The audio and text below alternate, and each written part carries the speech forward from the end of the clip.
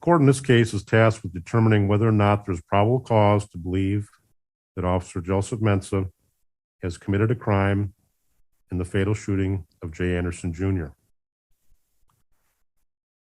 Although the petitioner has requested and witnesses have testified to a variety of crimes where they believe probable cause exists, the court declines to review every possible charge, as that is not what the statute requires.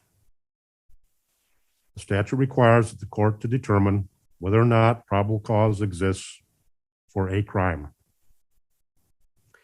In the event that the court appoints a special prosecutor in this matter, that individual will have to decide which charge or charges, if any, they believe can be proven beyond a reasonable doubt, a far higher standard than probable cause.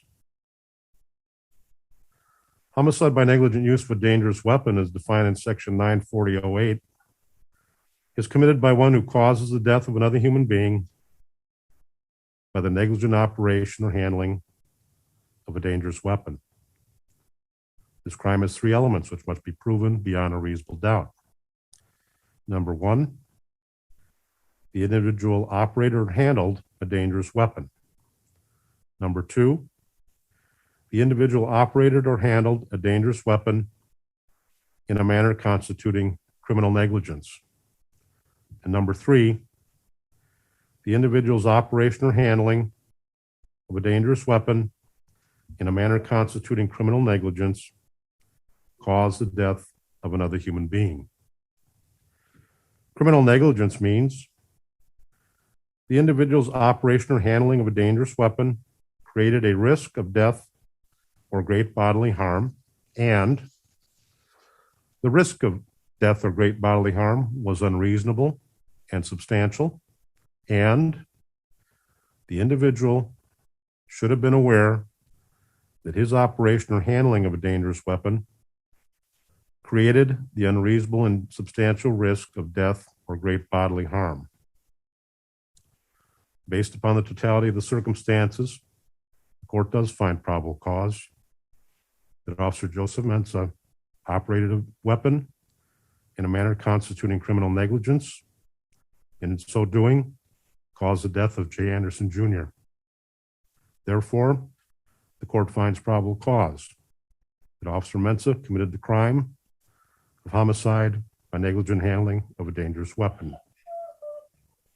The basis for this finding rests with the testimony received over the course of these hearings. There is reason to believe, based upon the testimony, that Officer Mensah created an unreasonable and substantial risk of death, that he should have been aware that his handling and operation of his weapon created an unreasonable and substantial risk of death. This record is filled with testimony of alternative choices that Officer Mensah could have chosen to de-escalate the situation or recover the weapon without shooting Mr. Anderson, including waiting for backup, which was already en route.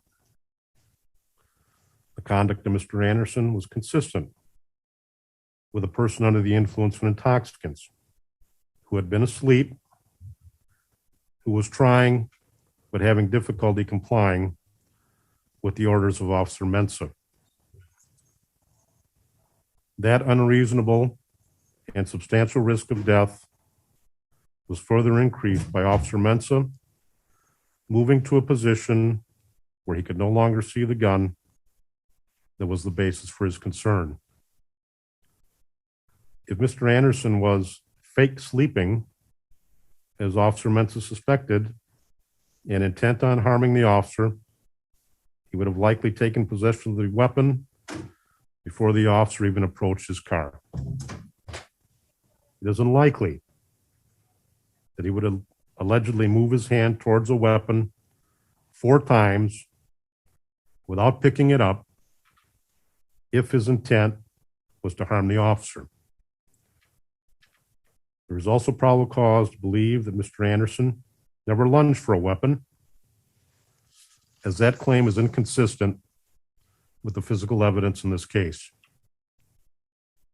For all these reasons, the court finds probable cause for the above charge.